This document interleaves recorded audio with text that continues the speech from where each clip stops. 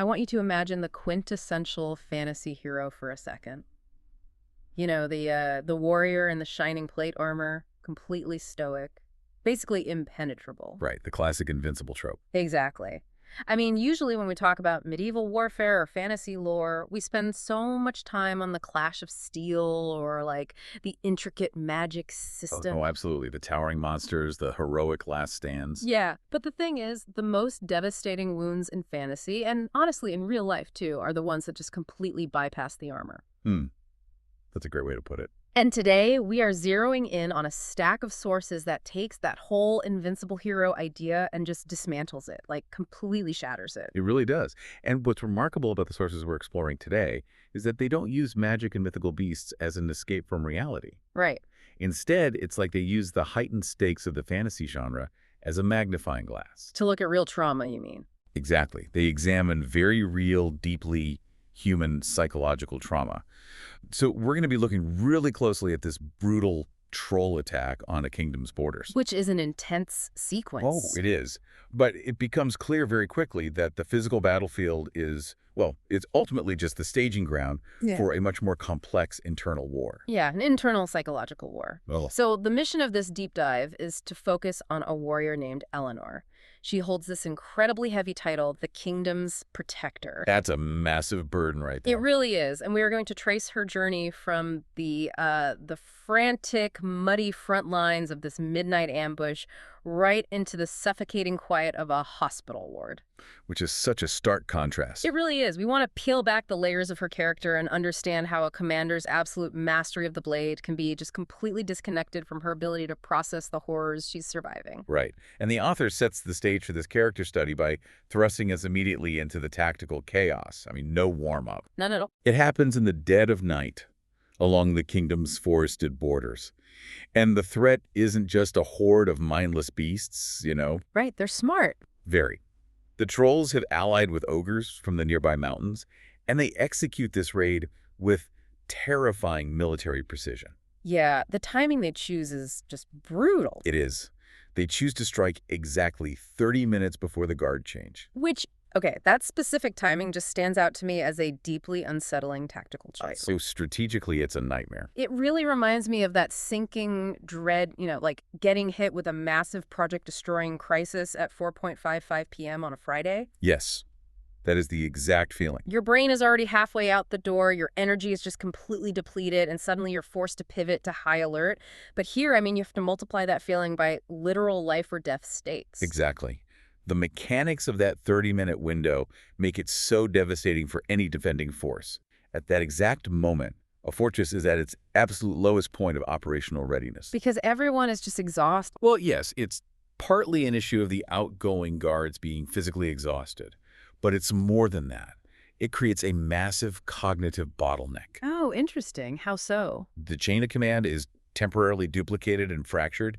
You've got outgoing officers who are mentally checking out. Handing off duties. Right.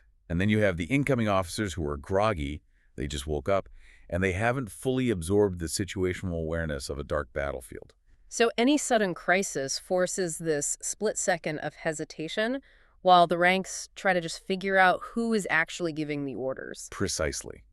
And the trolls exploit that cognitive delay perfectly. Yeah. They don't just charge the reinforced front gates like you might expect. Right, they're too smart for that. They infiltrate through the dense, winding gullies in the surrounding forests.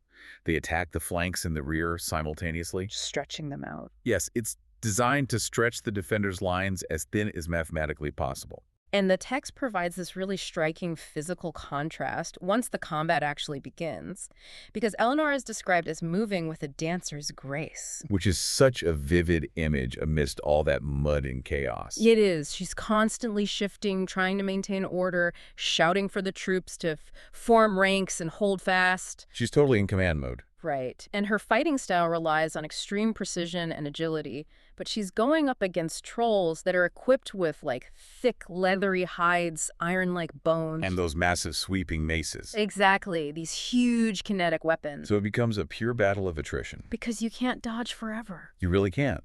When a fighter relying on agility is surrounded by brute kinetic force and the defensive lines are stretched to the breaking point, that grace has a very strict time limit. Yeah. As the engagement drags into the early hours of the morning, the sheer physical toll of deflecting those heavy weapons just degrades her form. She just gets tired. Exactly. Her limbs grow heavy, her footwork becomes sluggish. She's forced entirely onto the defensive, relying on her shield to absorb blunt force impacts that she no longer has the stamina to evade. And that physical exhaustion sets up a critical turning point in the sequence, because the ogres and trolls actually manage to break through the inner perimeter. Which is disaster. That's the worst case scenario. And right in the middle of this desperate struggle, Elinor catches a glimpse of the hilltop watchtower collapsing. Oh, that's Yeah. The text describes the massive ancient timbers splintering like matchsticks under the ogre's blows. It is a devastating visual. The watchtower represents the literal high ground. I mean, it is the eyes of the fortress. Right. Seeing it fall delivers a massive psychological blow to the morale of the entire defending force. But tactically speaking, I mean, let's look at this objectively. Once that high ground is lost and the inner perimeter is breached, the defensive position is fundamentally broken. It's a lost cause at that point. Right. Her bones are aching, her stamina is gone, her troops are scattered. To me, it seems almost foolish that she doesn't order an immediate retreat to the secondary fallback lines. To cut their losses. Yeah, exactly. She stays and fights a clearly lost position. Why endure the slaughter when the strategic value of the fort is already gone? Well, her refusal to retreat there, it speaks directly to the core pathology of her character. Okay, tell me more about that. It's rooted in her overwhelming, almost rigid sense of duty. To Elinor, that watchtower is not merely a structure made of wood and stone. It's a symbol. Exactly. It's a physical manifestation of the kingdom's vigilance.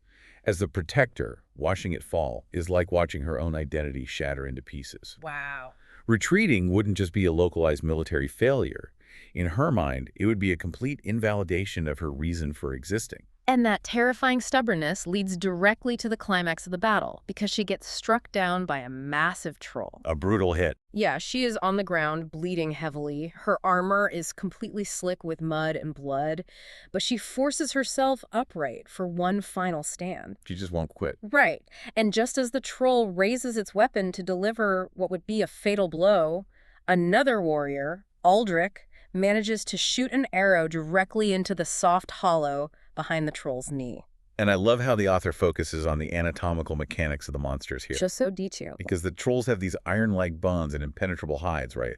The joints are literally their only structural weakness. So the arrow hits the joint. Right, and that arrow forces a momentary mechanical failure in the troll's stance. The knee buckling creates a split second of vulnerability. And in that fraction of a second, Elinor hears the voice of her old swordmaster, Sir Lo, just echoing in her memory, saying, "Strike now." Such a powerful moment. It really is. She lunges, driving her blade upward, and the prose here is incredibly visceral. It's not a clean fight at all. No, this isn't one of those clean, heroic swipes that you see in typical high fantasy where the monster just poofs into dust. Not at all. She feels the heavy resistance of the dense muscle, the jarring impact against the bone, and the hot, dark blood cascading over her gauntlets. It's so gritty. Yeah. And the moment the troll falls, her adrenaline just completely evaporates and she collapses into unconsciousness. And the aftermath of that kill is deeply sobering. There is no triumphant horn blast. The victory is entirely hollow. Right, they barely survived. Exactly. Another night, Sir Edward has to physically drag her limp, heavy body from the wreckage of the courtyard. I mean, you can almost hear the scraping of her damaged armor against the cobblestones. The text explicitly points out that when daylight finally broke, it only revealed the cost of the violence, not its meaning. That's a profound distinction. It really is. They survived the night, but it was survivable, not glorious. And, you know, that physical breaking of her body on the battlefield is what ultimately strips away her armor. It leaves her vulnerable. Yes. It leaves her completely defenseless against the psychological breaking that happens next in the hospital ward. So we follow her from the mud and blood of the ruined courtyard right into the sterile confinement of the healer's ward. The transition is so jarring. It is. She's bedridden, the heavy drapes are drawn to block out the light, and she is suddenly hyper-aware of every pulled muscle and deep bruise. Because the distraction of combat is gone. Exactly. The chaotic noise of the battle is gone, and it's replaced by this terrible, suffocating stillness. And when the human body is finally forced into absolute stillness like that, the mind is left entirely alone with its trauma. Which is terrifying for her. Oh, absolutely. For years, Elinor has been operating on a continuous loop of high-stress vigilance. Hmm. The moment she is physically immobilized, the brain has no choice but to process the massive backlog of suppressed horror. It's like, it reminds me of how in modern times when you're running on adrenaline for so long, the moment you are finally forced to stop and take a vacation or something, you just get sick. Yes, or your anxiety spikes. Right, your brain just unleashes this backlog of unprocessed stress. Because the physiological reality of trauma is that the brain cannot always distinguish between a past memory and a present threat. And we see that backlog manifest as severe, debilitating PTSD for Eleanor. She cannot find rest. She wakes up tangled in her sweat-soaked linens, her heart racing. Is she still fighting the battle? She is. She hears the phantom clatter of swords in this completely quiet room. She closes her eyes and sees the glazed, accusatory expressions of the soldiers who died under her command. It's haunting. But I think the most revealing symptom is this recurring nightmare she has about a lake. Yes, the imagery in that dream is incredibly potent and highly metaphorical. Break that down for us. Well, in the dream, she finds herself lying prone in the muck and sharp gravel on the shore of a tumultuous lake. A violent storm is raging, tearing the landscape apart, Okay. and she is wide awake. Her senses are painfully sharp to the cold and the noise, but she is completely paralyzed. She cannot move a single muscle to intervene or seek shelter. Wow, the parallel to her reality in the hospital bed is undeniable there. It's a direct mirror. She's physically trapped under heavy blankets, feeling like her kingdom is still under threat outside those walls, and she has zero agency to stop it. Exactly. The physical paralysis by the lake perfectly mirrors her waking state of suspended duty. Right. The storm represents the chaos of the world that she believes she is solely responsible for controlling. So, watching it tear her world apart while being utterly powerless, that is her ultimate nightmare. It's like a textbook manifestation of a control-oriented mind experiencing a total loss of control. Exactly. And I love how the physician treating her handles this. He offers an incredibly grounded perspective. Yeah, he doesn't bring in a cleric to cast a healing spell or anything. No magical fixes. He doesn't offer some grand philosophical platitude to magically cure her mind either. Right. His approach is remarkably modern in its understanding of psychological recovery. It really is. He instructs her to simply anchor her awareness to her breath. He tells her to sit still and allow the pain to be lived through rather than argued with. Which is such a hard thing to do. Especially for her. I mean, his core message is that sorrows of this magnitude rarely fade entirely. Instead, the person has to grow larger, expanding their life so the sorrow occupies a relatively smaller space. But telling someone whose entire career is based on fighting back that they must just live through the pain rather than argue with it, that is a massive paradigm shift. Oh, huge. But as we dig deeper into these sources, it becomes apparent that the troll ambush and the falling watchtower, they were just the trigger. Right. The surface level stuff. Exactly. The nightmares are actually tapping into a much deeper, older wound. The narrative takes us back in time here, revealing a tragedy from when Elinor was just 12 years old. This part is so heartbreaking. It is. Invaders attacked her isolated woodland home. Her father, whom she saw as this invincible pillar of strength, barricaded the road. He held the line against overwhelming odds so the rest of the family could flee. But he doesn't make it. No. He was killed in the process. And the agonizing detail of that memory is the role Eleanor believes she played in his death. Because in the chaos of the escape, she cried out to him in desperation. Right. And she internalized the belief that her cry distracted him, causing him to look away for just the fraction of a second the invaders needed to land a fatal blow. She has carried that suffocating guilt her entire life. And knowing that, it completely recontextualizes everything we know about her. It really does. Her legendary vigilance, her tactical brilliance, her obsession with defending the kingdom's borders. It is not simply a career choice or a patriotic calling. Wait, okay, this is a massive aha moment for me. If her entire military career is a trauma response, that reframes her heroism as a form of prolonged self-destruction. Oh, absolutely. Her greatest professional strength as the protector is actually just a massive coping mechanism for a traumatized child. Psychologists refer to this as a repetition compulsion. Repetition compulsion. Yeah, it's the unconscious drive to recreate and fix past trauma in the present. The hypervigilance that makes her a brilliant tactician is the exact same hypervigilance of a child constantly looking over her shoulder, terrified of the next disaster. Oh, wow. In a very real psychological sense, she has spent her entire life trying to retroactively save her father by saving the kingdom. She is trying to pay off an emotional debt that can never actually be settled. Exactly. No wonder the watchtower falling broke her so completely. Right, because it dismantled the core illusion she built her life upon. The illusion that she had control. Yes, she believed that if she was strong enough, fast enough, and vigilant enough, she could keep everyone safe. Watching the trolls overrun the defenses proved that her vigilance is ultimately futile. It just shatters her worldview. She couldn't save her father then, and despite dedicating every waking hour of her life to being the perfect protector, she couldn't save her soldiers now. The entire framework of our coping mechanism collapsed. And this psychological collapse, it leads to the climax of her character arc.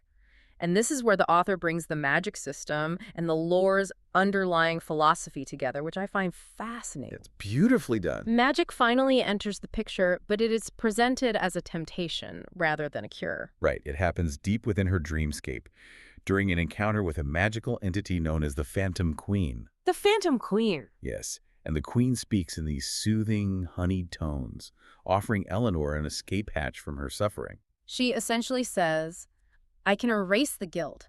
I can scrub the agonizing pain of your past from your mind entirely. Just let my magic in. It's the ultimate easy way out. And there is a parallel moment later in the text involving a rare magical blossom called the Heart's Desire. Oh, I love that detail. Yeah, Elinor holds this dried flower that supposedly possesses the power to rewrite the past, to literally resurrect her father and undo the trauma from the very root.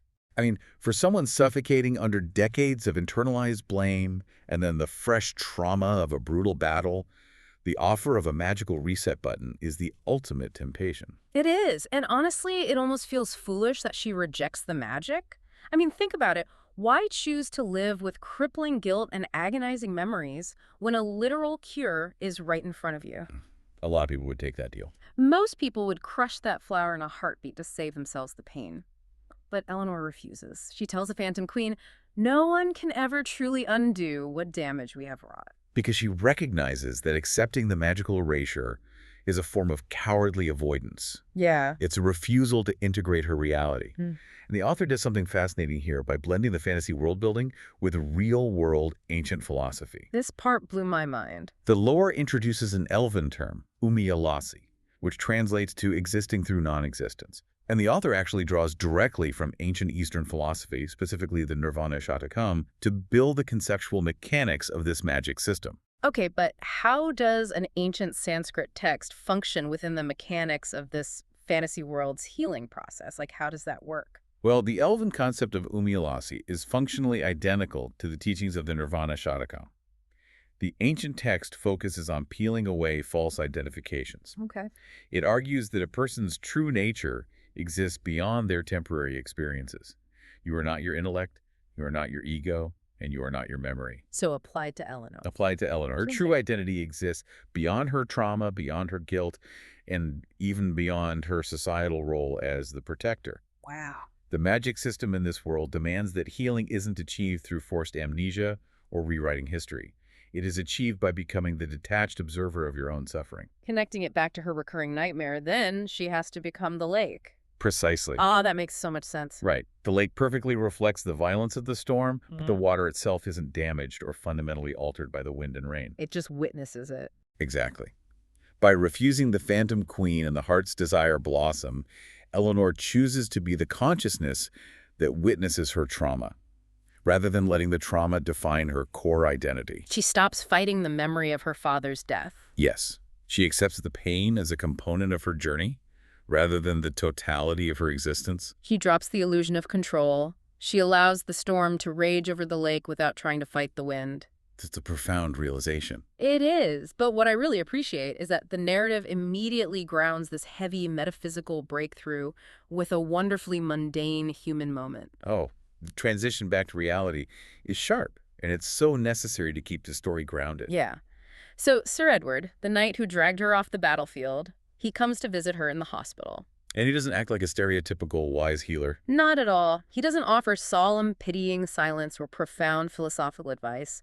He intentionally hires the most annoying off-key musicians he can find to play in the courtyard right below her window. Just specifically to vex her. Exactly. He deliberately forces her out of her own head and back into the present moment. It's such a great friend dynamic. He drags her into this petty, sarcastic banter. They're trading insults about the terrible music. And it just proves that human connection, even annoying, mundane human connection, is the real anchor. The Elven philosophy is great, but Right. The ancient elven philosophy provides the internal framework to process the trauma, but her obnoxious friend treating her like a normal person is what actually pulls her back into the land of the living. and as we look at the totality of Eleanor's journey, the most authentic part of the text is that she doesn't leave the hospital ward miraculously cured. Right. She isn't suddenly free of sadness or immune to fear. The physical scars remain, and the memory of her father's death still carries weight. But her relationship to those memories has fundamentally shifted. The psychological plate armor she wore for decades has just been permanently discarded. She evolves from a hyper-vigilant warrior fighting defensively out of unacknowledged fear into a leader who acts with genuine presence and wisdom. She finally accepts that she cannot save everyone.